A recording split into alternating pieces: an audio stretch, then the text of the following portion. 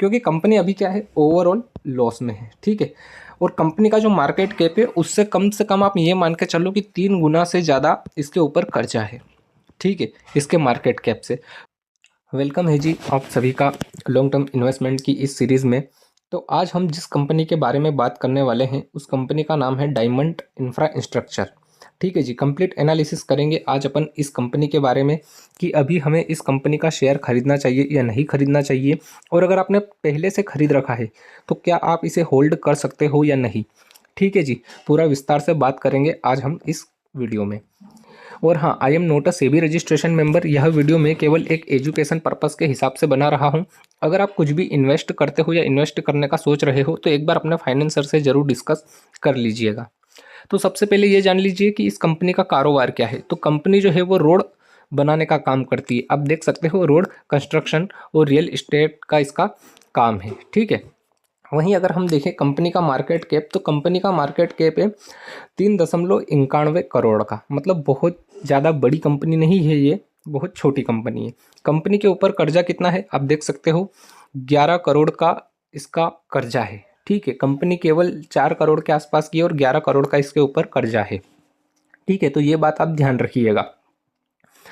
1 साल के अंदर इस कंपनी के शेयर ने लो और हाई कितना लगा है, तो लो है भैया इसका 46 पैसा और हाई है इसका 1.68 पैसे। ठीक है, वहीं पीई कितना है, कुछ भी नहीं। बुक वैल्यू कितनी है इस शेयर की, 3 रुपये 11 पैसे। ठीक है, और अभी करंट प्राइस क्या चल रहा है, 1 रुपये 11 पैसे। ठीक है, मतलब बुक वैल्यू ज़्यादा है इसके करंट प्राइस की, ये अच्छी बात है। बाकी अगर हम आरओई की बात करें तो वो भी माइनस है 1.19%। आरओसीई की बात करें तो वो भी माइनस है 0.27%। प्रॉफिट आफ्टर टैक्स मतलब ओवरऑल कंपनी लॉस में है। आप देख सकते हो 14 लाख के आसपास का इसका लॉस है ओवरऑल। और प्राइस टू बुक वैल्यू की अगर हम बात करें तो 0.36% दिख रही है। प्रमोटर होल्डिंग की अगर हम बात करें तो 18.30% प्रमोटर ने होल्ड कर रखे हैं इसके शेयर को। ठीक है, मतलब ऐसा नहीं है कि प्रमोटर के पास कुछ भी नहीं है, प्रमोटर ने भी अपनी होल्डिंग बना रखी है। वहीं अगर हम 5 साल के अंदर प्रॉफिट में ग्रोथ देखें तो वो माइनस है 62% के आसपास। ठीक है, प्रॉफिट वार अगर हम देखें 5 साल का तो 13.20% हमें यहाँ पर दिख रहा है। फेस वैल्यू कितनी है, 2 रुपये की। डिविडेंट पे करती है अपने शेयर होल्डर को, तो आप देख सकते हो डिविडेंट ये पे नहीं करती है। ठीक है, तो ये तो कुछ इंपॉर्टेंट बात हो गई। अब बात कर लेते हैं कंपैरिजन की कि इस कंपनी का कंपैरिजन हमें किस किस कंपनी के साथ देखने को मिल रहा है। तो भाई साहब ये आप देख सकते हो, ये कंपैरिजन वाला सेक्शन है। 1 से लेके 8 कंपनी हमें यहाँ पर दिख रही है। 8वें नंबर पर है डायमंड इंफ्रा। ठीक है, जिसका शेयर कितना चल रहा है, 1 रुपये 11 पैसे। और बाकी जितनी भी कंपनियां हैं उन सभी का शेयर बहुत अच्छा ट्रेड कर रहा है, बहुत अच्छी प्राइस पे। पीई हमें इस कंपनी का कुछ भी नहीं दिख रहा है। अगर मार्केट कैप की बात करें तो मार्केट कैप सबसे छोटा इसका ही है, बाकी सबका बहुत अच्छा है। ठीक है, तो ये जो फील्ड है इस फील्ड का ये एक पेनी स्टॉक है, आप ये मान के चलो एक बिल्कुल पेनी स्टॉक है। अब बात कर लेते हैं प्रॉफिट और लॉस की कि भैया कंपनी जो है वो प्रॉफिट कर भी रही है या नहीं। तो आप देख सकते हो ये प्रॉफिट और लॉस वाला सेक्शन है। 2013 से लेके 2024 की ये रिपोर्ट अपने सामने है। ठीक है, अगर आप यहाँ पर देखोगे सेल्स में, तो सेल्स इसकी लगातार डाउन हो चुकी है। ठीक है, 2020 में कुछ भी नहीं, 21 में भी कुछ भी नहीं, 22 में भी कुछ भी नहीं, 23 में माइनस। ठीक है, और अगर हम 24 की बात करें तो आप देख सकते हो 24 में भी कुछ भी नहीं दिख रहा है। ये देखिए 24 भी एकदम ना के बराबर एकदम शून्य हो रखा है ये। ठीक है, एक्सपेंसेस की अगर हम बात करें तो एक्सपेंसेस भी आप देख सकते हो बिल्कुल कम होते हुए। वहीं अगर हम ऑपरेटिंग प्रॉफिट की बात करें तो आप देख सकते हो ऑपरेटिंग प्रॉफिट पहले कुछ हो रहा था लेकिन 2018 से सारा कुछ माइनस है। ठीक है, प्रॉफिट बिफोर टैक्स की अगर हम बात करें कि टैक्स वैक्स पे करने से पहले, तो आप देख सकते हो 2013 और 13 में कुछ हो रहा था, उसके बाद 14 के बाद इसका लगातार माइनस चल रहा है। ठीक है, अगर नेट प्रॉफिट की बात करें तो आप देख सकते हो 2013 में कुछ हुआ था। ठीक है, 14 से लगातार इसका लॉस ही चल रहा है। आप देख सकते हो 14 से लेके 24 तक। अब बात कर लेते हैं बैलेंस शीट की कि बैलेंस शीट क्या दिखाती है।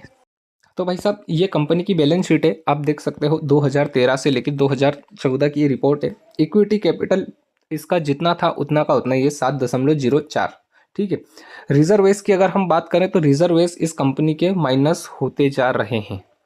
ठीक है, वहीं अगर हम लाइबिलिटी और एसेट्स की बात करें तो देखिए ये है लाइबिलिटी वाला सेक्शन जो कि माइनस होता जा रहा है, धीरे धीरे कम होता जा रहा है।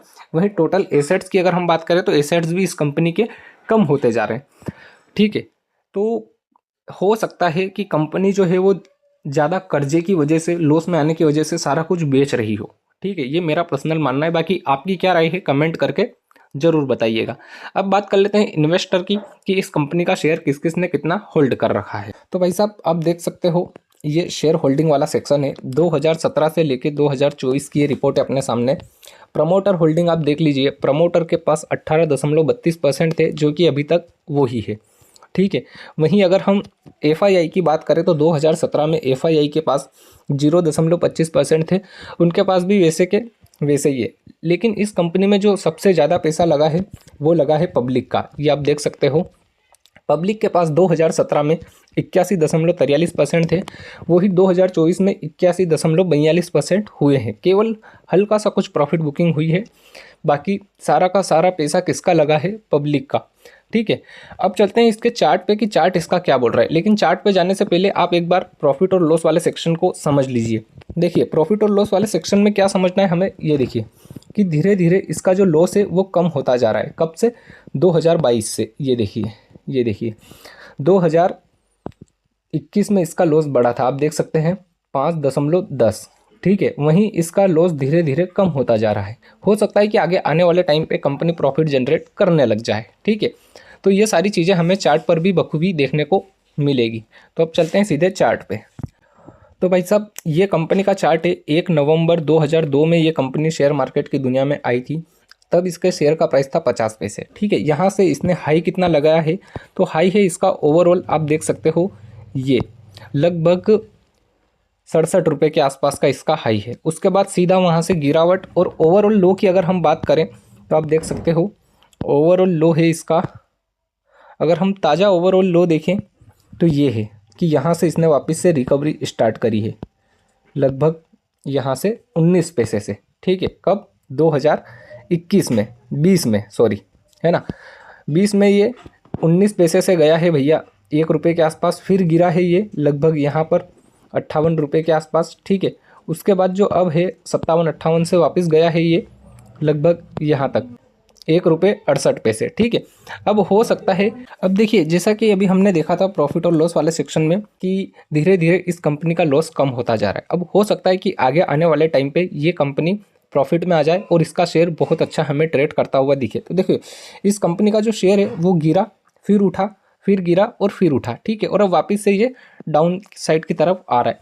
तो अगर हम देखें अपने फिबोनाची के हिसाब से तो ये लो है और ये हाई है एक। ठीक है, तो इसके हिसाब से 0.6 के आसपास का इसका बन रहा है। तो अगर हम गिरावट देखें तो देखिए ये हाई है और ये लो है यहाँ पे।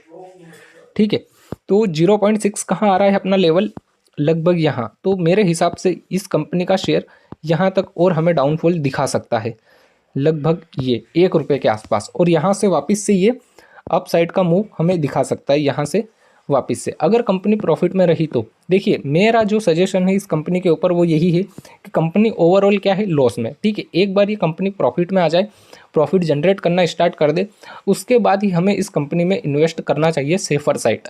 ठीक है, क्योंकि कंपनी अभी क्या है, ओवरऑल लॉस में है। ठीक है, और कंपनी का जो मार्केट कैप है उससे कम आप ये मान के चलो कि 3 गुना से ज़्यादा इसके ऊपर कर्जा है। ठीक है, इसके मार्केट कैप से। तो रिस्क इसमें हमें बहुत ज़्यादा देखने को मिल रहा है। ठीक है, रिस्क क्या है, बहुत ज़्यादा है।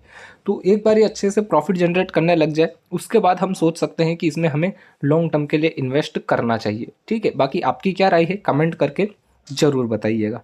ठीक है जी, वीडियो को लाइक कीजिएगा, और हाँ अगली वीडियो में किस कंपनी के ऊपर बनाऊं कमेंट करके ज़रूर बताइएगा। और नए हो चैनल पे तो चैनल को भी सब्सक्राइब कर लीजिएगा। यहाँ पर आपको स्टॉक मार्केट से रिलेटेड सभी जानकारी और सभी कंपनियों के बारे में एकदम विस्तार से जानकारी मिलती रहेगी। ठीक है जी, मिलते हैं अगली वीडियो में।